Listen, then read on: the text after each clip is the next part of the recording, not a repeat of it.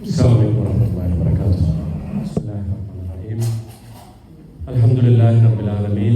الصلاة والسلام على أشرف المرسلين وعلى آله وصحبه أجمعين ومن تبعهم بإحسان إلى يوم الدين. إن أريد إلا الإصلاح ما استطعت وما توفيقي إلا بالله عليه توكلت وإليه أنيب. اشرح لي صدري ويسر لي أمري واحلل عقدة من لساني يفقهوا قولي. ബഹുമാനരായ സഹോദരി സഹോദരന്മാരെ, അല്ലാഹു സുബ്ഹാനഹു വ തആല നമ്മുടെ ഈ ഒത്തുചേരൽ അവൻ്റെ മാർഗത്തിലെ ഒരു സാലിഹായ അമലായി സ്വീകരിക്കുമാറാകട്ടെ. പരിശുദ്ധ റമദാൻ നമുക്ക് എത്തിക്കുകയും ആ റമദാനിനെ പരിപൂർണമായും അല്ലാഹു സുബ്ഹാനഹു വ തആല ഏതൊരു അർത്ഥത്തിലാണോ ഉദ്ദേശിച്ചിട്ടുള്ളത് ആ രൂപത്തിൽ അത് പൂർത്തീകരിക്കാനും അവസാനം റമദാൻ കഴിഞ്ഞു പോകുമ്പോൾ അല്ലാഹുവിൻ്റെ പരിപൂർണമായ പാപമോചനം ലഭിച്ച ആളുകളുടെ കൂട്ടത്തിൽ അല്ലാഹു നമ്മെ ഉൾപ്പെടുത്തി അനുഗ്രഹിക്കുകയും ചെയ്യുമാറാകട്ടെ. ഒരു ചെറിയ ചോദ്യം ചോദിച്ചിട്ട് ഈ സംസാരം ആരംഭിക്കാനാണ് ഞാൻ ആഗ്രഹിക്കുന്നത്. നമ്മൾ എത്ര പേർ റമദാനിന് തയ്യാറായിട്ടുണ്ട് എന്നുള്ളതാണ് ചോദ്യം. ആരും ഉത്തരം പറയണമെന്നില്ല. ചോദ്യം നമ്മളോട് തന്നെ ചോദിച്ചാൽ മതി. നമ്മൾ എത്രമാത്രം റമദാന് തയ്യാറായിട്ടുണ്ട്? ഈ ചോദ്യം എപ്പോഴും പ്രസക്തമാണ്. എന്തെന്ന് വെച്ചാൽ നമ്മൾ തയ്യാറായതിനാണ്, അല്ലെങ്കിൽ നമ്മൾ ഒരു കാര്യത്തിന് കൊടുക്കുന്ന പ്രാധാന്യത്തിനനുസരിച്ചാണ് നമ്മൾ തയ്യാറാവുള്ളൂ. ഉദാഹരണത്തിന് ഇന്ന് വെള്ളിയാഴ്ചയാണ്. ഇന്ന് വെള്ളിയാഴ്ച കുറേ പേർക്ക് ജുമാ വളരെ നേരത്തെ അവർ ജുമാക്ക് പള്ളിയിൽ എത്തിയിട്ടുണ്ടാവും. എന്ന് പറഞ്ഞാൽ ഒരു ഒട്ടകത്തെ അറുത്ത കൂലിയുള്ള ഒരു വിഭാഗം ആളുകളുണ്ടല്ലോ, ഫിസ്സാഅത്തിൽ ഊല എന്ന് നബി സല്ലല്ലാഹു അലൈഹി വസല്ലം പറഞ്ഞ ഒന്നാമത്തെ സമയത്ത് തന്നെ പള്ളിയിലെത്തിയിട്ട് ഒട്ടകത്തെ അറുത്ത കൂലി ലഭിച്ച ആളുകളുണ്ടാവും. പിന്നെ അതിനുശേഷം ഒരു പശുവിനെ അറുത്ത കൂലി ലഭിച്ച ആളുകളുണ്ടാവും രണ്ടാമത്തെ സമയത്ത്. മൂന്നാമത്തത് ഒരു ആടിനെ അറുത്ത കൂലി. നാലാമത്തത് ഒരു കോഴീനെ അറുത്ത കൂലി. അഞ്ചാമത്തത് ഒരു കോഴിമുട്ട അള്ളാഹുവിന് ബലിയർപ്പിച്ച കൂലി. അവസാനം ഇമാമ് മിമ്പറിൽ കയറി കഴിഞ്ഞാൽ കിതാബുകൾ മടക്കി വെക്കും. ഈ പ്രതിഫലം എഴുതുന്ന മലക്കുകൾ കിതാബ് മടക്കി വെക്കും. പിന്നെ വരുന്ന ആളുകൾക്ക് ആ ജുമാ ജസ്റ്റ് കിട്ടി അത്ര ഉണ്ടാവുള്ളൂ. അതിനോടനുബന്ധിച്ച് നടന്ന ഒരു പ്രതിഫലം അവർക്ക് ഉണ്ടാവില്ല. ജുമാ ജസ്റ്റ് അതിൻ്റെ ആ നിർബന്ധ ബാധ്യതയിൽ നിന്ന് അവർ ഒഴിവായി അത്ര ഉണ്ടാവുള്ളൂ. വേറെ ചില ആളുകൾ ഉണ്ടാവും, ജുമാക്ക് വരാനൊക്കെ ആഗ്രഹിച്ച് കിടന്നിട്ട് ഉറങ്ങിപ്പോയിട്ടുണ്ടാവും. കാരണം രാത്രി മുഴുവൻ ഉറക്കമൊഴിച്ചിട്ട് ഉറങ്ങിപ്പോയിട്ടുണ്ടാവും. അതല്ലെങ്കിൽ എന്തെങ്കിലും ചെറിയ ചെറിയ പ്രശ്നങ്ങളുടെ പേരിൽ വളരെ വൈകി ആ ഇഖാമത്ത് കൊടുക്കുന്ന സന്ദർഭത്തിൽ പള്ളിയിലേക്ക് എത്തിയ ആളുകൾ ഉണ്ടാവാം. ഞാൻ എല്ലാവരെ കുറിച്ചാണ് പറയുന്നത്, ഇവിടെ ഇരിക്കുന്ന ആളുകളെ കുറിച്ചല്ല. അപ്പോൾ നേരത്തെ എത്തിയ ആളുകളും അവസാനം ആ ഇഖാമത്ത് കൊടുക്കുന്ന സന്ദർഭത്തിൽ എത്തിയ ആളുകളും തമ്മിലുള്ള വ്യത്യാസം എന്താ? ചെറിയൊരു വ്യത്യാസമുള്ളൂ. അതെന്താന്ന് വെച്ചാൽ ആദ്യം വന്ന ആള് അല്ലെങ്കിൽ ആ വിഭാഗത്തിൽപ്പെട്ട ആളുകൾ ആ ജുമഅക്ക് ഒരു പരിഗണന കൊടുത്തു. അവിടെ പള്ളിയിലെത്തി ഇരുന്ന് സൂറത്തുൽ കഹ്ഫ് ഓതണം. അതിനുശേഷം സമയമുണ്ടെങ്കിൽ മറ്റ് ഇസ്തിഗ്ഫാറും തസ്ബീഹും തഹ്മീദും തഹ്ലീലും ഒക്കെ ചൊല്ലണം. അങ്ങനെ അള്ളാഹുവിൻ്റെ ആ പ്രതിഫലം സുബ്ഹാനല്ലാഹി വബിഹംദിഹി സുബ്ഹാനല്ലാഹിൽ അളീം ലാ ഇലാഹ ഇല്ലല്ലാഹ് അസ്തഗ്ഫിറുല്ലാഹ് ഇങ്ങനെയൊക്കെ ചൊല്ലുമ്പോഴുള്ള പ്രതിഫലം ലഭിക്കണമെന്ന് ആഗ്രഹിച്ച് വന്ന ആളുകൾക്ക് ആ പ്രതിഫലമൊക്കെ ഇന്ന് രേഖപ്പെടുത്തപ്പെട്ടിട്ടുണ്ടാവും. ഇതുപോലെയാണ് എല്ലാ കർമ്മങ്ങളും. ഉംറയ്ക്ക് നമ്മൾ പോകുമ്പോൾ നമ്മൾ അതിന് എത്രമാത്രം പരിഗണന കൊടുക്കുന്നു അത്രയുമാണ് നമ്മൾ അതിനു വേണ്ടി ശ്രമിക്കുക. നമ്മൾ ചില ആളുകളെ കാണാം ഉംറയ്ക്ക് എത്തിയിട്ട് എന്താ ചൊല്ലേണ്ടതെന്ന് അറിഞ്ഞുകൂടാ. എന്നിട്ട് എന്ത് ചെയ്യും? അവിടെ ആ കുറച്ച് പ്രാർത്ഥന ചൊല്ലുന്ന ഒരു വിഭാഗം ഉണ്ടാകും. അവരോടൊപ്പം ചൊല്ലിയിട്ട് വളരെ ചെറിയ പ്രാർത്ഥനകളേ ഉള്ളൂ. ഉംറയ്ക്ക് ആകെ ഒറ്റ പ്രാർത്ഥന റസൂൽ പഠിപ്പിച്ചിട്ടുള്ളൂ. അല്ല, ഒറ്റ പ്രാർത്ഥനയാണ് കാര്യമായി പഠിപ്പിച്ചിട്ടുള്ളത്. അതാ റബ്ബന ആതിനാ ഫിദ്ദുനിയ ഹസന വഫിൽ ആഖിറതി ഹസനതൻ വഖിനാ അദാബന്നാർ. ഏറ്റവും പ്രധാനപ്പെട്ട ഒരു പ്രാർത്ഥന റുക്നുൽ യമാനിയുടെയും ഹജറുൽ അസ്വദിന്റെയും ഇടയിൽ ചൊല്ലേണ്ട ആ ഒറ്റ പ്രാർത്ഥന. പിന്നെ സായിനും മറ്റൊക്കെ ദിക്റുകൾ ഒരുപാടുണ്ട്, തസ്ബീഹുകളൊക്കെ ഉണ്ട്. പക്ഷെ അതൊന്നും ചൊല്ലിയിട്ടില്ലെങ്കിലും ഉംറയുടെ പ്രതിഫലം നഷ്ടപ്പെടില്ല. നമുക്ക് ചൊല്ലാനുള്ളതൊക്കെ ചൊല്ലാം. പക്ഷെ ഒരാൾ അതൊക്കെ പഠിക്കുക, എങ്ങനെയാണ് ഇഹ്റാം കെട്ടേണ്ടതെന്ന് പഠിക്കുക. അതിനെക്കുറിച്ച് പറയാനല്ല എൻ്റെ ഉദ്ദേശം.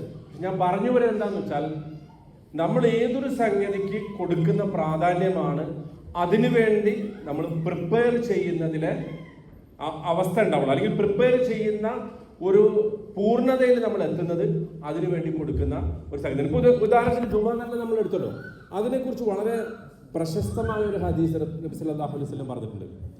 ഔസ് ഇബ്നു ഔസ് റളിയല്ലാഹു അൻഹു പറഞ്ഞ ഒരു സംഗതി, ഖാല റസൂലുള്ളാഹി സ്വല്ലല്ലാഹു അലൈഹി വസല്ലം മൻ ഗസല യൗമൽ ജുംഅതി വഗ്തസൽ. ഒരാള് ജുമാ ദിവസം കുളിച്ചു, എന്നിട്ട് നല്ല വസ്ത്രമൊക്കെ ധരിച്ചു, വബക്കറ വബ്തക, എന്നിട്ട് അയാള് നേരത്തെ തന്നെ പള്ളിയിലെത്തി എങ്കിൽ വമശാവലം യർക്കബ്, പള്ളിയിലേക്ക് നടന്നുപോയി, വാഹനത്തിൽ കയറാതെ നടന്നുപോയി, വദനാമിനൽ ഇമാം, ഇമാമിന്റെ എത്രയും അടുത്തെത്താൻ പറ്റും അത്രയും അടുത്തെത്തിയിട്ട് പള്ളിയിലിരുന്നു, വസ്തമ, എന്നിട്ട് ആ ഖുതുബ ശരിക്ക് ശ്രദ്ധിച്ചു, വലം യൽഗ, അയാൾ സംസാരിച്ചില്ല. കാരണം ഇമാമ് മിമ്പറിൽ കയറി സംസാരിച്ചാൽ പിന്നെ ആൾക്ക് ഖുതുബ ഇല്ല എന്നുള്ളതാണ്. ഖുതുബയും കിട്ടൂല, ജുമ ഫലാ ജുമഅത ലഹു. നാട്ടിൽ ഈ മഅശറ വിളിക്കുമ്പോൾ അല്ല, മഅശറ വിളിക്കുക എന്ന് പറഞ്ഞിട്ട് ഒരു സംഭവം ഉണ്ടല്ലോ ചില പള്ളികളിൽ, മഅശറൽ മുസ്ലിമീന യർഹമുക്കുമുല്ലാഹ് എന്ന് പറഞ്ഞിട്ട് പറയുന്ന ചില പള്ളികളിൽ കാണാം, ഇദാ സഅദൽ ഇമാമു അലൽ മിമ്പർ ഫലാ യതകല്ലമന്ന അഹദ് വമൻ തകല്ലമ ഫഖദ് ലഗാ വമൻ ലഗാ ഫലാ ജുമഅത ലഹു. കേട്ടിട്ടുണ്ടാവില്ല നമ്മൾ, ഇമാമ് മിമ്പറിൽ കയറിയാൽ പിന്നെ ആരും സംസാരിക്കരുത്, സംസാരിച്ചാൽ അവന് ജുമ ഇല്ല, അവൻ ലഗ, അവന്റെ കാര്യം പോയി. അതാണ് വലം യൽഗ. അങ്ങനെ ജുമ നഷ്ടപ്പെടുത്തുന്ന ഒരു പ്രവൃത്തിയിലും അയാൾ ഏർപ്പെട്ടില്ല എങ്കിൽ കാന ലഹു ബികുല്ലി ഖുതുവത്തിൻ അമലു സനതി അജ്ർ സിയാമഹ വ ഖിയാമഹ. അയാൾ ഓരോ കാലടി പള്ളിയിലേക്ക് വെക്കുമ്പോഴും ഒരു വർഷത്തിന്റെ പ്രതിഫലം, ആ ഒരു വർഷം മുഴുവൻ നോമ്പ് നോറ്റ പ്രതിഫലം, ഒരു വർഷം നിന്ന് നമസ്കരിച്ച പ്രതിഫലം, ഒരു വർഷം ഒരു കാലടിക്ക്. നമ്മളിപ്പോൾ സ്റ്റെപ്പ് കണക്കാക്കാൻ നമ്മുടെ അടുത്തൊക്കെ ആപ്പ് ഉണ്ടല്ലോ അല്ലേ, ആപ്പുണ്ട്, വാച്ചുണ്ട്, സ്മാർട്ട് വാച്ചൊക്കെ ഉണ്ട് അല്ലേ. എത്ര സ്റ്റെപ്പ് നടന്നിട്ടുണ്ടാവും ഇന്ന് ഇപ്പം നോക്കി അറിയാൻ പറ്റും. പള്ളിയിലേക്ക് എത്ര സ്റ്റെപ്പ് നടന്നിട്ടുണ്ടാവും, അത്രയും വർഷത്തെ 360 ആണെങ്കിൽ 360, 400 ആണെങ്കിൽ 400 വർഷത്തെ പ്രതിഫലം ഒരൊറ്റ ജുമക്ക് നടന്നു പോയതിൻ്റെ പ്രതിഫലമാണ് പറയുന്നത്. ഇത് ഇമാം അൽബാനി സഹീഹാണെന്ന് പറഞ്ഞ വളരെ പ്രധാനപ്പെട്ട ഒരു ഹദീസാണ്. അപ്പം ഞാനീ പറഞ്ഞു വരുന്നത് എന്താണെന്ന് വെച്ചാൽ, ഈ ഒരു അർത്ഥത്തിൽ നമ്മൾ ജുമയെ കണ്ടിട്ടുണ്ടോ? ഈ ഒരു അർത്ഥത്തിൽ അപ്പോൾ ഒരൊറ്റ ജുമക്ക് ഇത്രയും പ്രതിഫലം ഉണ്ടെങ്കിൽ ഇനി റമദാനിൽ 4 ജുമ നിർബന്ധമായിട്ട് നമുക്ക് ലഭിക്കും. 4 ജുമ ഈ റമദാനിൽ നമുക്ക് ധാരാളം പ്രതിഫലം. ഈ ഷഹറുൽ മുബാറക്, റമദാനിന്റെ തൊട്ട് മുമ്പ് നബി സല്ലല്ലാഹു അലൈഹി വസല്ലം മിമ്പറിൽ കയറി നടത്തിയ ഒരു പ്രഭാഷണത്തിൽ പറഞ്ഞത്, യാ മഅശറൽ മുസ്ലിമീൻ, മുസ്ലിം സമൂഹമേ, ലഖദ് അവല്ല അലൈക്കും ഷഹറുൻ, നിങ്ങൾക്കിതാ ഒരു മാസം തണലിട്ടിരിക്കുന്നു, ഷഹറുൻ മുബാറക്കുൻ, അതൊരു അനുഗ്രഹീതമായ മാസമാണ്. ഈ മുബാറക്കുൻ, അനുഗ്രഹീതമായ മാസം എന്ന് പറഞ്ഞാൽ എന്താ? മുബാറക്കിന്റെ അർത്ഥം എന്താ? ബർക്കത്തുള്ള മാസം അല്ലെ. ബർക്കത്ത് എന്ന് പറഞ്ഞാൽ എന്താ അർത്ഥം? നമുക്ക് എല്ലാവർക്കും അറിയാതെ. ഇപ്പോൾ ചിലരുടെ അടുത്ത് ഒരുപാട് പണം ഉണ്ടാവും, മില്യൺ കണക്കിന് കോടീശ്വരനായിരിക്കും അയാൾ. നമ്മുടെ മലയാള ഭാഷ പറഞ്ഞാൽ അങ്ങനെ ഒരു ഈശ്വരൻ ഇല്ല. കോടീശ്വരൻ എന്ന് മലയാള ഭാഷയിൽ നമുക്ക് മനസ്സിലാൻ വേണ്ടി പറയണം, കോടീശ്വരനായിരിക്കും. പക്ഷെ അതിൽ ബർക്കത്തില്ലെങ്കിൽ എന്താ സംഭവിക്കുക? ആ പൈസയിൽ ബർക്കത്തില്ല, വലിയൊരു കോടീശ്വരനാണ്, എന്താ സംഭവിക്കുക? അത് എത്ര അയാൾക്ക് സമാധാനം കൊണ്ടൊന്നും തരൂല. ആ പണം ചെലവഴിച്ചാലും അയാൾ ഉദ്ദേശിക്കുന്ന സംഗതി ഒന്നും അതിൽ നടക്കൂല. പക്ഷെ ഒരാൾക്ക് അത്രയൊന്നും ഉണ്ടാവില്ല, ഒരു 10,000 1000 ഒക്കെ ഉണ്ടാവുള്ളൂ. അതിൽ ബർക്കത്തുണ്ടെങ്കിൽ എന്താ സംഭവിക്കാം? ആ 1000 ചെലവഴിച്ചാലും തീരൂല.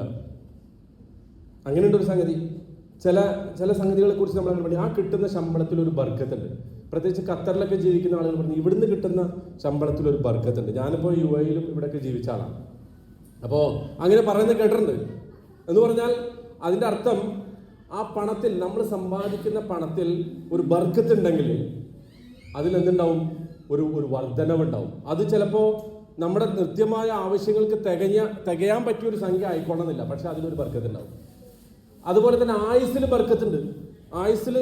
എന്ന് പറഞ്ഞാൽ അയാൾ ചിലപ്പോൾ ഒരു 40 വർഷം 50 വർഷമൊക്കെ ജീവിച്ചിട്ടുണ്ടാവുള്ളൂ. പക്ഷെ ആ 50 വർഷം 40 വർഷം കൊണ്ടൊക്കെ അള്ളാഹുവിൻ്റെ അടുക്കൽ വളരെ പ്രധാനപ്പെട്ട പുണ്യകർമ്മങ്ങളുമായിട്ട് അള്ളാഹിനെ കണ്ടുമുട്ടാനുള്ള ഒരു ആയുസ്സായിരിക്കും അയാളുടേത്.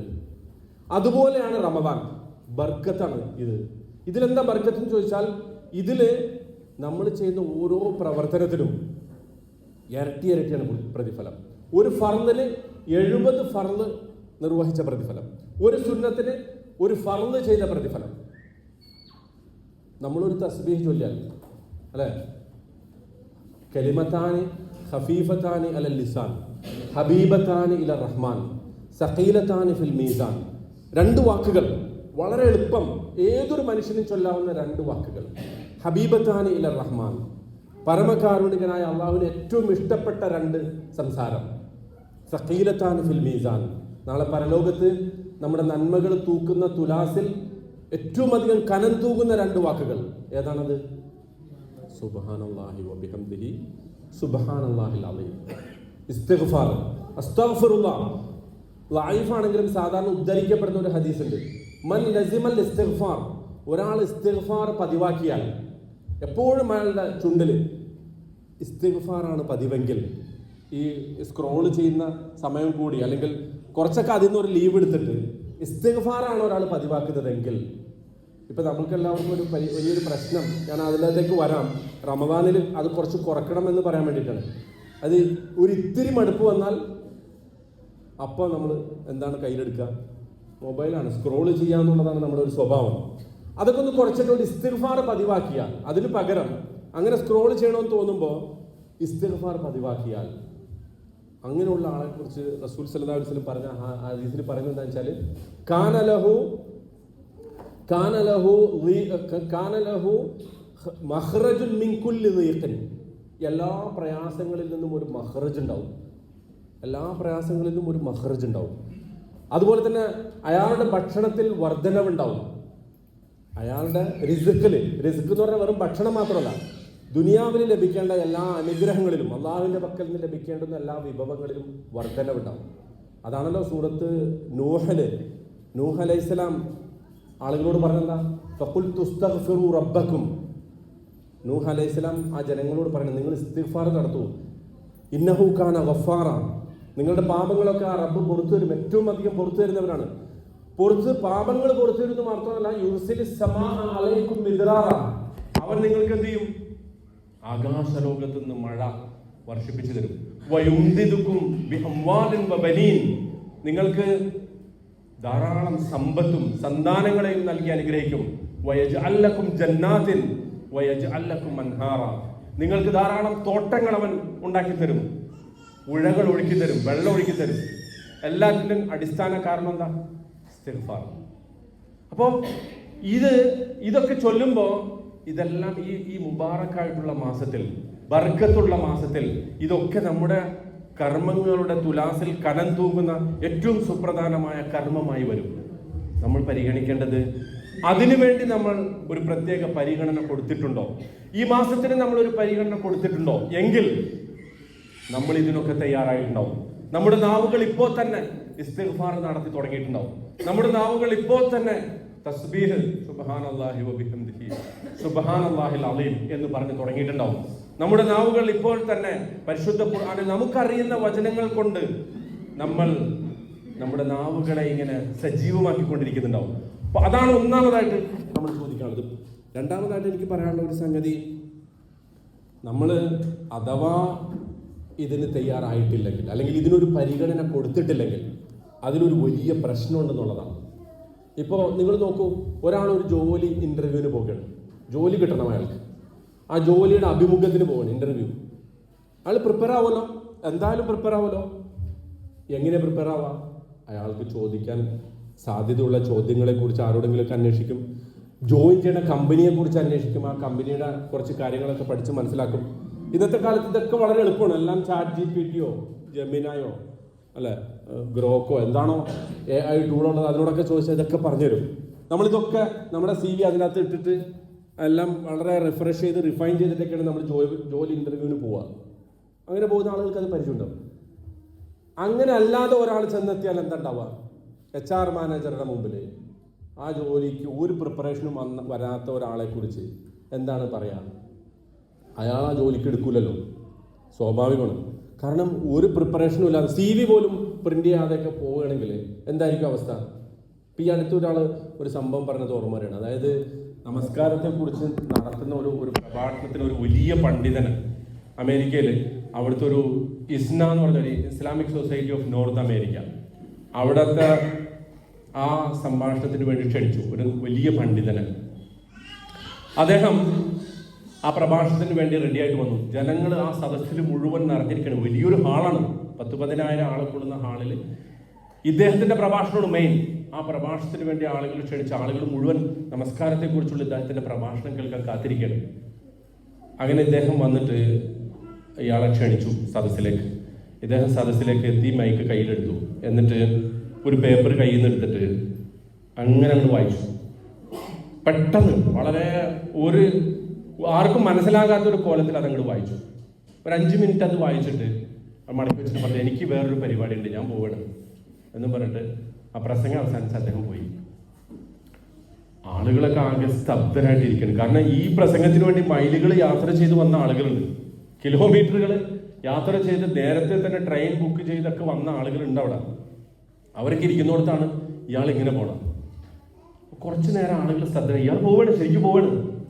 പക്ഷെ അങ്ങനെ സ്റ്റേജിന്റെ അങ്ങേ അറ്റത്ത് എത്തിയതിനു ശേഷം അദ്ദേഹം തിരിച്ചു വന്നിട്ട് പറഞ്ഞു, നമ്മൾ വാസ്തവത്തിൽ നമസ്കാരത്തിൽ ചെയ്തുകൊണ്ടിരിക്കുന്ന ഇതാണ്. നമ്മളിപ്പോൾ നമസ്കാരത്തിൽ ചെയ്തുകൊണ്ടിരിക്കുന്നത് ഇതാണ്. എന്താ?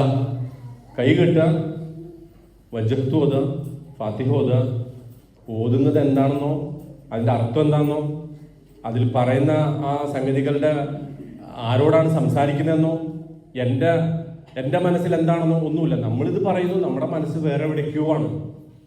നമ്മൾ ദുനിയാവ് മുഴുവൻ ചുറ്റി വരും അല്ലെ. കിട്ടാനുള്ള കടം, കൊടുക്കാനുള്ള പൈസ, കറി വെക്കാനുള്ളത് എന്താണ്, ധരിക്കേണ്ട വസ്ത്രം എന്താണ്, ഇതിന് ശേഷം എവിടെ പോകണം. മിക്കവാറും ആളുകളുടെ നമസ്കാരത്തിൽ ഒരു ചിന്ത എന്താ, ഇപ്പൊ ഇതിന് ശേഷം ഞാൻ എങ്ങോട്ട് പോകണം, അപ്പൊ ഏത് വഴി പോകണം, ഏത് റൂട്ട് പോകണം, എവിടെയൊക്കെ പോകണം, അല്ലെങ്കിൽ നാളെ എന്തൊക്കെ ചെയ്യണം. ഈ ഒരു അവസ്ഥയിൽ നമ്മൾ നമസ്കാരത്തെ അഭിമുഖീകരിച്ചാൽ അള്ളാഹു നമ്മളെ കുറിച്ച് എന്താ വിചാരിക്കുക? അതാണ്, നിങ്ങൾ ഒരു കാര്യത്തിന് പരിഗണന കൊടുക്കുന്നുണ്ടെങ്കിൽ നിങ്ങൾ തയ്യാറായിട്ടാണ് വരിക. നമ്മൾ ഒരു കാര്യത്തിന് പരിഗണന കൊടുക്കുന്നുണ്ടെങ്കിൽ നമ്മൾ പ്രിപ്പയർ ആയിട്ടാണ് വരിക. റമദാനിനെ നമ്മൾ അതുപോലെ പരിഗണിക്കണം. ആ പരിഗണിക്കുന്നതിൻ്റെ തെളിവാണ് നമ്മൾ തയ്യാറാകുന്നു എന്നുള്ളത്. ഈ ഒരു സംഗതിയെ അല്ലാഹു സുബ്ഹാനഹു വ തആല ഏറ്റവും മനോഹരമായ ഒരു സന്ദർഭം വെച്ചിട്ട് നമ്മളോട് പറഞ്ഞു തരുന്നുണ്ട്. അതായത് നമ്മൾ തയ്യാറായിട്ടില്ലെങ്കിൽ നമുക്കിതിൻ്റെ പ്രതിഫലം നഷ്ടപ്പെടുത്തി കളയും.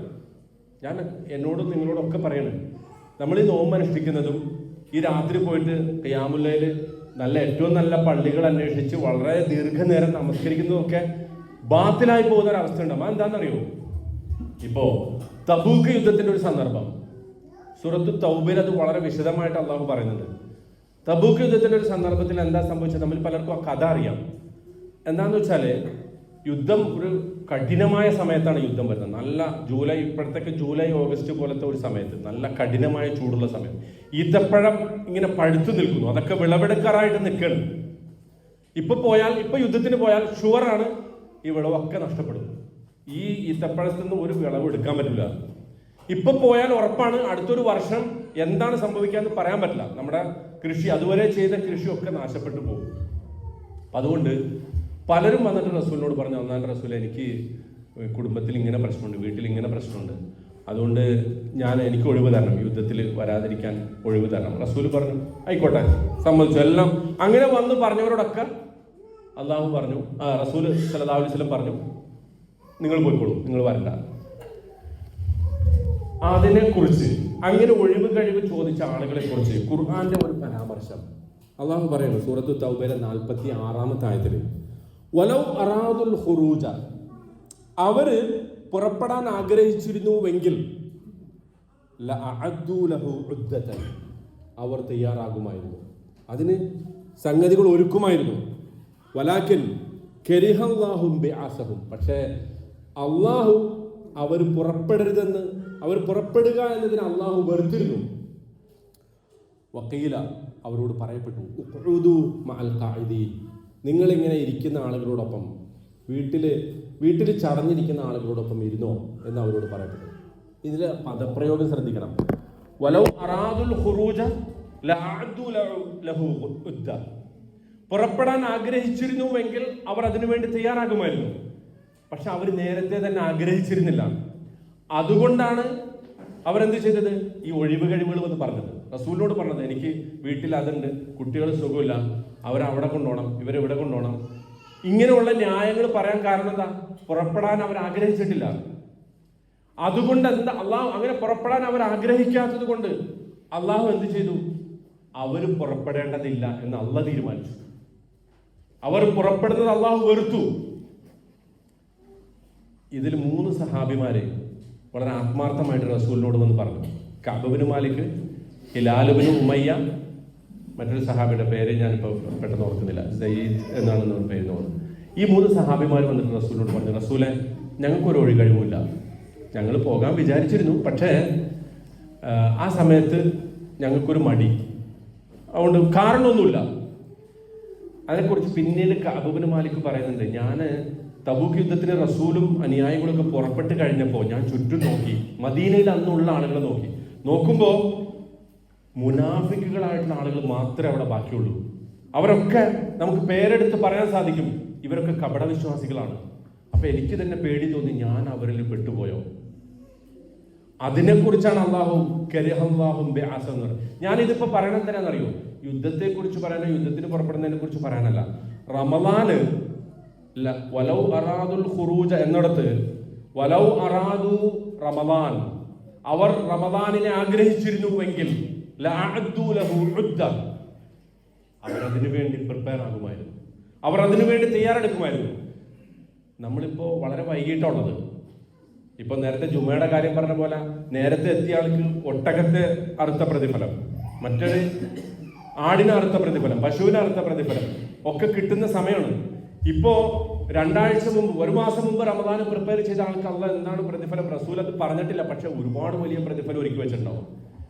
2 ആഴ്ച മുമ്പാണെങ്കിൽ അത്, ഇനിയിപ്പോ കുറഞ്ഞ ദിവസങ്ങളേ ഉള്ളൂ. പക്ഷെ ഇപ്പോഴെങ്കിലും നമ്മൾ മനസ്സുകൊണ്ട് റമദാനിനെ സ്വീകരിക്കാൻ തയ്യാറാകുന്നുണ്ടെങ്കിൽ അള്ളാഹു അത് നമുക്ക് വേണ്ടി എഴുതും, രേഖപ്പെടുത്തും. പക്ഷേ ഇത് എന്തോ നമ്മുടെ ഒരു ഈ മൊത്തം ദിനചര്യയെ തെറ്റിക്കുന്ന ഒരു സംഗതി. ചില ആളുകൾക്ക് അങ്ങനെയാണോ, റമദാൻ എന്ന് വന്നു കഴിഞ്ഞാൽ ഇനിയിപ്പം റമദാൻ എന്ന് പറഞ്ഞാൽ ഉറക്കം പോവും, ഭക്ഷണം മര്യാദക്കുള്ള കോഫി, ഇഷ്ടമുള്ള കോഫി കുടിക്കാൻ പറ്റൂല, ചായ കുടിക്കാൻ പറ്റില്ല. ഇങ്ങനെയൊക്കെ ഒരു പ്രയാസത്തോടു കൂടിയാണ് നമ്മൾ റമദാനെ സ്വീകരിക്കുന്നതെങ്കിൽ അതാണ് റസൂൽ പറഞ്ഞത്. ചില ആളുകൾ റമദാനിലേക്ക് എടുത്തെറിയപ്പെടും, അവർ റമദാനിലേക്കാണ് എറിയപ്പെടുക ചെയ്യുക എന്ന് പറഞ്ഞാൽ വേണമെന്ന് വിചാരിച്ചിട്ടല്ല റമദാൻ. അവർക്ക് എല്ലാവരും നോമ്പെടുക്കുന്നത്, പിന്നെ ഞാൻ മാത്രം നോമ്പെടുക്കാതിരുന്ന ഓഫീസിൽ പോയിട്ട് പ്രത്യേകിച്ച് കാര്യമൊന്നുമില്ല. അങ്ങനെയാണ് നമ്മൾ റമദാനെ സ്വീകരിക്കുന്നതെങ്കിൽ അള്ളാഹു അവർ പുറപ്പെടുന്നതിനെ വെറുത്തിരുന്നു എന്ന കൂട്ടത്തിൽ നമ്മൾ പെട്ടു. മാദല്ലാഹ്, അള്ളാഹു നമ്മളെ കാത്തുരക്ഷിക്കുമാറാകട്ടെ. വലൗ അറാദുൽ ഖുറൂജ എന്ന് പറഞ്ഞ ആ കൂട്ടത്തിൽ നമ്മൾ പെടണം. നമ്മൾ പുറപ്പെടാൻ തയ്യാറാണ്, ഈ റമദാനിനെ പൂർണ്ണ മനസ്സോടുകൂടി സ്വീകരിക്കാൻ തയ്യാറാണ്, ഇതിനു വേണ്ടി സർവം ത്യജിക്കാൻ നമ്മൾ തയ്യാറാണ്. ഭക്ഷണം, എത്ര കാലം ഭക്ഷണം കഴിച്ച് ജീവിക്കൂടെ? നന്നായിട്ട് ഭക്ഷണം കഴിക്കാൻ ആഗ്രഹിച്ചിരുന്ന ഒരു കാലത്ത് കിട്ടിയിട്ടില്ല. ഇപ്പൊ കിട്ടിയപ്പോ പുല്ല് മാത്രമേ കഴിക്കാൻ പറ്റുന്നുള്ളൂ പലർക്കും. കാരണം എന്താ? ഷുഗറാണ്, പ്രഷറാണ്, പലതരം പ്രയാസങ്ങളാണ്. അങ്ങനെയുള്ള അവസ്ഥകൾ ഉണ്ടാവുമല്ലോ. അപ്പൊ ഭക്ഷണം കഴിക്കുക എന്നുള്ളത്, ഭക്ഷണം കഴിക്കാതിരിക്കുക എന്നതും എന്താണ്? നമ്മൾ ഭക്ഷണം കഴിക്കുമ്പോൾ ശരീരത്തിനാണ് ഭക്ഷണം, നമ്മൾ ശരീരത്തിനാണ് പോഷകം കൊടുക്കുന്നതെങ്കിൽ ഭക്ഷണം നമ്മൾ കഴിക്കാതിരിക്കുമ്പോൾ നമ്മൾ പോഷണം കൊടുക്കുന്നത് ആത്മാവിനാണ്. നമ്മുടെ ആത്മാവിനെ നമ്മൾ പരിപോഷിപ്പിക്കണം. കാരണം ആത്മാവും ശരീരവും കൂടിയാണ് നമ്മൾ. ആത്മാവില്ലെങ്കിൽ നമ്മളില്ല. അതുകൊണ്ടാണല്ലോ പിന്നെ നമ്മൾ പറയുന്നത്, ഒരാൾ മരിച്ചു കഴിഞ്ഞാൽ പിന്നെ മയ്യത്ത് എപ്പോഴെടുക്കാന്നാ ചോദിക്കുക. താജിന് എപ്പോഴെടുക്കാന്നല്ല ചോദിക്കൂലല്ലോ.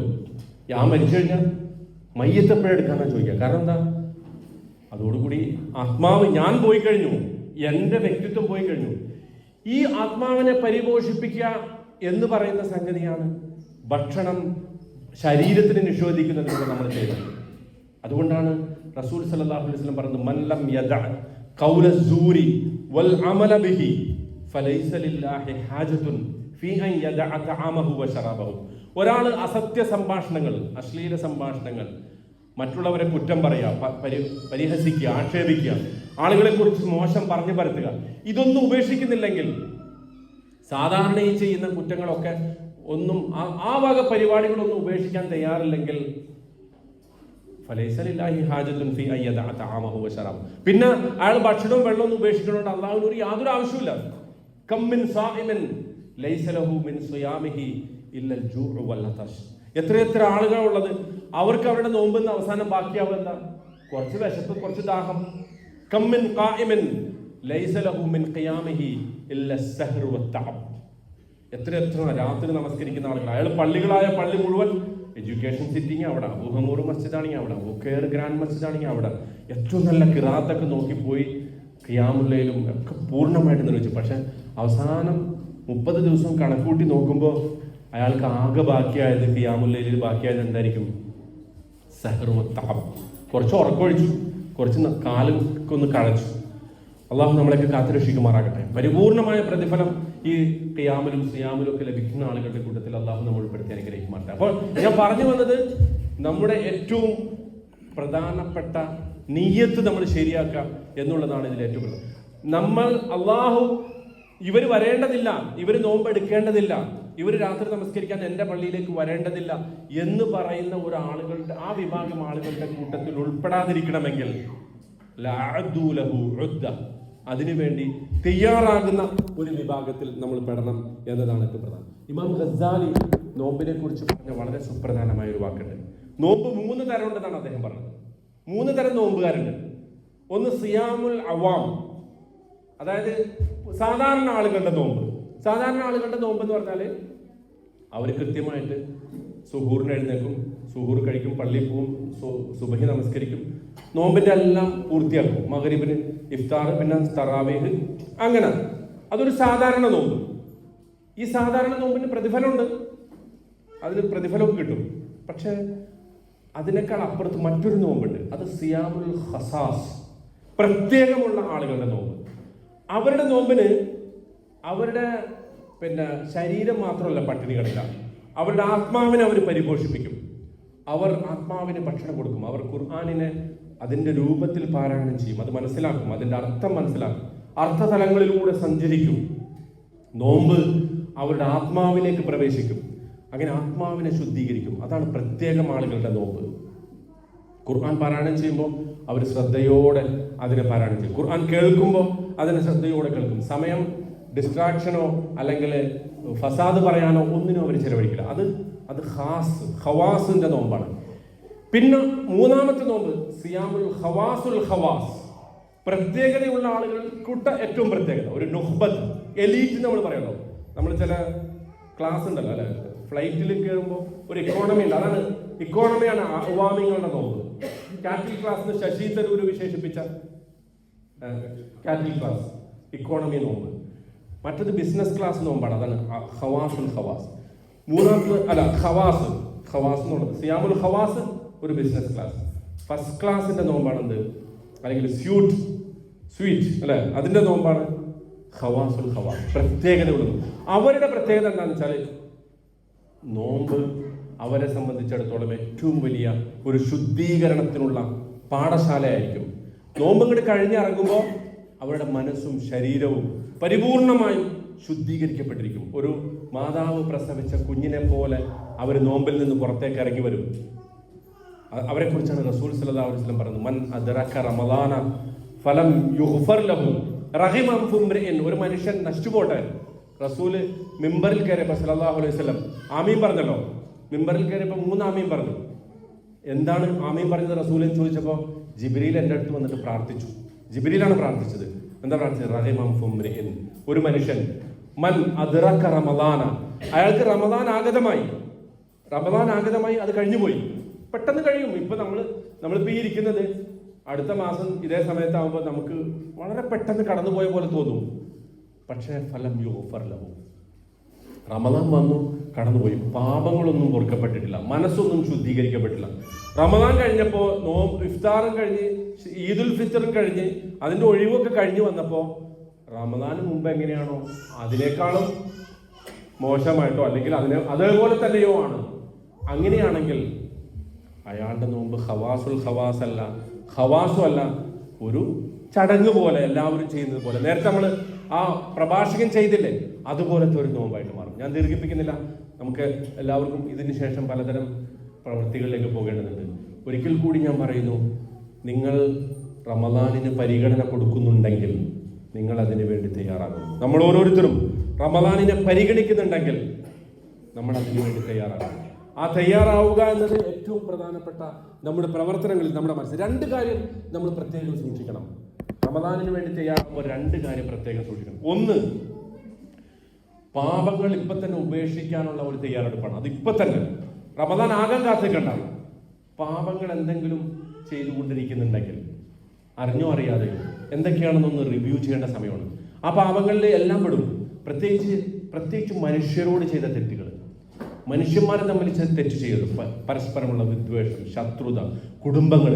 ഇന്നൊക്കെ നമ്മുടെ നാട്ടിലെ ഏറ്റവും പ്രധാനപ്പെട്ട ഒരു സംഗതി അതാണ്. നോമ്പൊക്കെ എടുക്കും, പക്ഷെ പെങ്ങന്മാരോട് പോലും മിണ്ടാത്ത ആളുകൾ, അനുജന്മാരോട് മിണ്ടാത്ത ആളുകൾ. കാരണം എന്താ? വാപ്പ മരിച്ചപ്പോൾ സ്വത്ത് വീതിക്കാൻ പോയതാണ്. സ്വത്ത് വീതിക്കാൻ പോയോടുകൂടി കുടുംബങ്ങൾ തമ്മിൽ തെറ്റി. അല്ലെങ്കിൽ അതിർത്തി പ്രശ്നത്തിന് പേരിൽ അയൽക്കാർ തമ്മിൽ തെറ്റി. ഏതോ ചെറിയ പ്രശ്നങ്ങളുടെയൊക്കെ പേരിൽ പിണങ്ങി നിൽക്കുന്നത്. ഇതുവരെ അവന്റെ കല്യാണത്തിന് ഞാൻ പോവില്ല, കാരണം അവൻ എന്നെ കല്യാണത്തിന് വിളിച്ചിട്ടില്ല.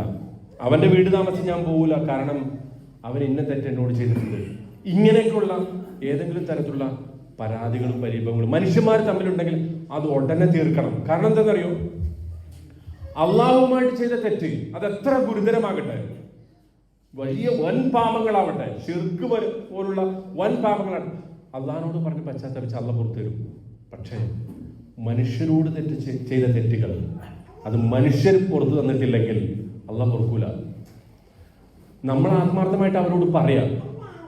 അവരോട് ചെയ്ത തെറ്റ് നമുക്ക് അറിയുമെങ്കിൽ, അല്ലെങ്കിൽ അവരും അറിയുമെങ്കിൽ, അവരറിയാത്തൊരു തെറ്റാണ് നമ്മൾ ചെയ്തെങ്കിൽ പിന്നെ അത് പറഞ്ഞിട്ട് കൂടുതൽ പ്രശ്നം ഉണ്ടാക്കാൻ പോകണ്ട. ഞാൻ നിന്നെ കുറിച്ച് ഇങ്ങനെ ഇന്ന ആളോട് പറഞ്ഞിട്ടെന്ന് പറഞ്ഞിട്ട് പിന്നെ അത് പുതിയ പ്രശ്നത്തിനിടയാവും. അതിന് പോകണ്ട, അങ്ങനെ പോകണ്ട. പക്ഷെ സ്വത്ത് തർക്കം, സഹോദരന്മാര്, വീട്ടില് അയൽപക്കക്കാര്, കുടുംബക്കാര്, മഹലിലെ ആളുകൾ, ഓഫീസിൽ ജോലി ചെയ്യുന്നിടത്തൊക്കെയുള്ള ആളുകൾ, ഇവർ തമ്മിലുള്ള പ്രശ്നങ്ങളൊക്കെ പറഞ്ഞു തീർക്കാനുണ്ടെങ്കിൽ അതൊക്കെ പറഞ്ഞു തീർത്തിട്ട് ഒരു റമദാനിലേക്ക് പ്രവേശിക്കാം. അള്ളാഹുമായിട്ടുള്ള തെറ്റുകൾ അള്ളാഹിനോട് പറയാം. അള്ളാഹു മാത്രം കാണുന്ന തെറ്റുകൾ ഉണ്ടാവുമല്ലോ, മറ്റു മനുഷ്യർക്ക് ആർക്കും അറിയാത്ത കുറെ തെറ്റുകൾ സംഭവിച്ചു പോയിട്ടുണ്ടാവും. അത് അള്ളാഹിനോട് മാത്രം പറയാം. നമ്മുടെ മതത്തിൽ കുമ്പസരിക്കലില്ലല്ലോ. ഒരാളോട് കുമ്പസരിക്കണ്ട, ഒരേ ഒരാളോടെ കുമ്പസരിക്കേണ്ടുള്ളൂ, അള്ളാഹുനോട്. വൈദാ സഅലക ഇബാദി അന്നി ഫഇന്നി ഖരീബ് ഉജീബു ദഅവത ദാഇ ഇദാ ദഅൻ ഫല്യസ്തജീബൂ ലി വൽയുമിനൂ ബി ലഅല്ലഹും യർഷുദൂൻ. ഇത്രയും മനോഹരമായ ഒരു വാചകം സൂറത്തുൽ ബഖറയിൽ അള്ളാഹു അവതരിപ്പിച്ചിട്ടുണ്ട്. വൈദാ സഅലക ഇബാദി അന്നി. എത്ര മനോഹരമാണ് ചോദിച്ചാൽ, എൻ്റെ അടിമകൾ. അള്ളാഹ് നമ്മളെ ഏറ്റവും നന്നായിട്ട് അള്ളാഹുവിന് നമ്മളെ വിളിക്കാൻ ഇഷ്ടം അബ്ദ് എന്നുള്ളതാണ്.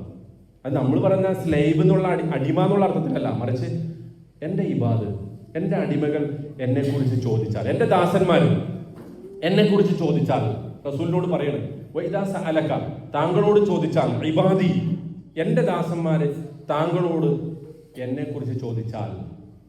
സാധാരണഗതിയിൽ അങ്ങനെ ചോദിച്ചാൽ പിന്നെ വരേണ്ട വാക്കെന്താ? അവരോട് പറയണം ഇന്നി ഖരീബ് എന്നാണ്. പക്ഷെ അവരോട് പറയണം എന്നൊരു വാക്ക് ആ വാചകത്തിൽ ഇല്ല.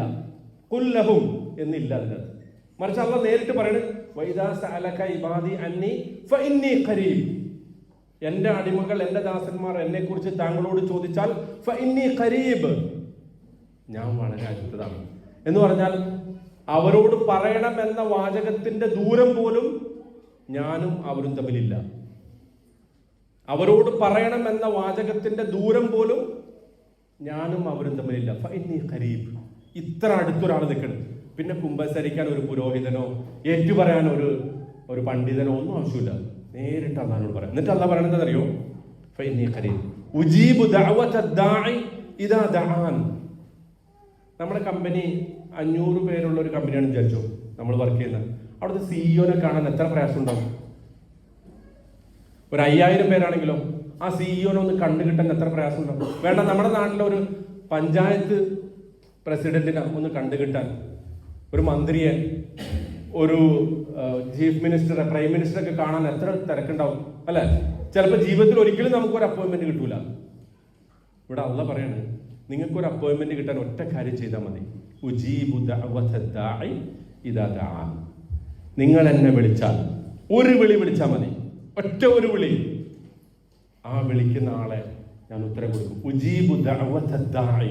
അവിടെ പണ്ഡിതന്മാർ പറയുന്ന ഒരു വാക്കുണ്ട്, ആ ദാഇ എന്നുള്ളത് അലിഫ് ലാം ഇട്ട് പറഞ്ഞാൽ നിങ്ങൾ എവിടെ നിന്ന് വിളിച്ചാലും ആര് വിളിച്ചാലും, എത്ര മോശപ്പെട്ട ആളാകട്ടെ, എത്ര പാപം ചെയ്ത ആളാവട്ടെ, ഖുൽ യാ ഇബാദിയല്ലദീന അസ്റഫു അലാ അൻഫുസിഹിം ലാ തഖ്നതു മിർ റഹ്മത്തില്ലാഹ്, സ്വന്തത്തോട് അതിക്രമം ചെയ്ത എൻ്റെ ദാസന്മാരെ, നിങ്ങൾ ലാ തഖ്നതു മിർ റഹ്മത്തില്ലാഹ്, അള്ളാഹുവിന്റെ കാരുണ്യത്തെ കുറിച്ച് നിങ്ങൾ നിരാശരാവരുത്.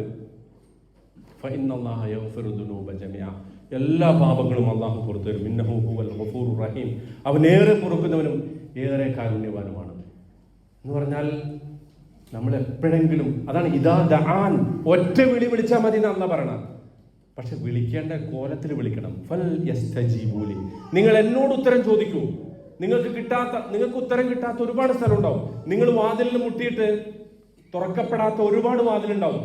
പക്ഷെ പാതിരാത്രിയുടെ അന്ത്യയാമത്തിൽ നിങ്ങൾ എന്നെ ഒന്ന് വിളിച്ചു നോക്കൂ.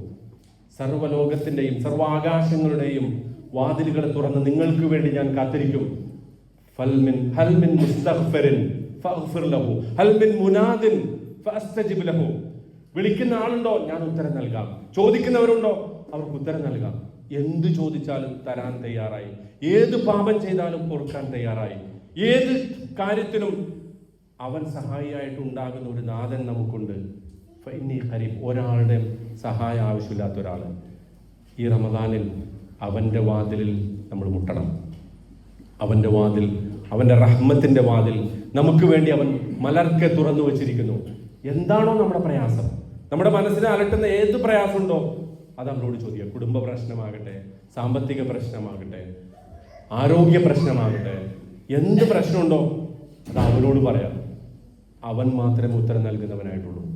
അല്ലാഹു സുബ്ഹാനഹു വ തആല ആ അർത്ഥത്തിൽ ഈ റമദാനിനെ അതിൻ്റെ ഏറ്റവും ഫലപ്രദമായ രൂപത്തിൽ, ഏറ്റവും എഫക്റ്റീവായ രൂപത്തിൽ അള്ളാഹുവിനോട് താണുകേണ് നമ്മുടെ പാപങ്ങളെ ഏറ്റുപറഞ്ഞ് അതിനുവേണ്ടി ഏറ്റവും നന്നായി തയ്യാറായി ഇപ്പോൾ തന്നെ പാപങ്ങളൊക്കെ ഉപേക്ഷിച്ച് ഇപ്പോൾ തന്നെ ദിക്റിന്റെയും തസ്ബീഹിന്റെയും തഹ്ലീലിന്റെയും മന്ത്രങ്ങൾ ചുണ്ടിൽ ഉതിർത്തുകൊണ്ട് അള്ളാഹുവിന് വേണ്ടി ആ റമദാനിനെ സ്വീകരിക്കുകയും അങ്ങനെ അതിൽ ഓരോ നിമിഷവും അതിൽ ഞാൻ രണ്ടാമത് പറയാൻ വിട്ടുപോയൊരു സംഗതിയുണ്ട്. അതെന്താണെന്ന് വെച്ചാൽ ഡിസ്ട്രാക്ഷൻ.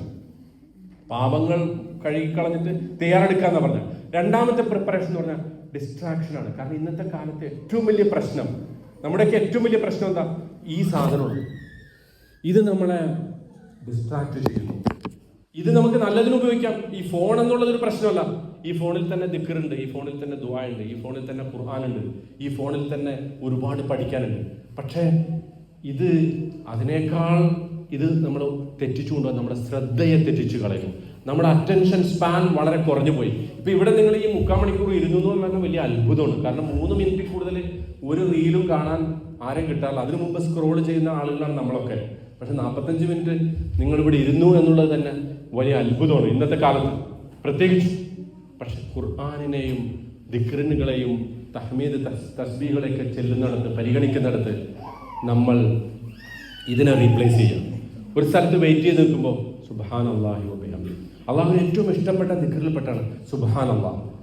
അല്ലെ, വലിയ പ്രാർത്ഥനകൾക്ക് ഉത്തരം കിട്ടിയ തസ്ബീഹാണത്. യൂനുസ് നബി അലൈഹി സ്വലാമയ്ക്ക് അള്ളാഹു ഉത്തരം കൊടുത്ത പ്രാർത്ഥന ഏതാ?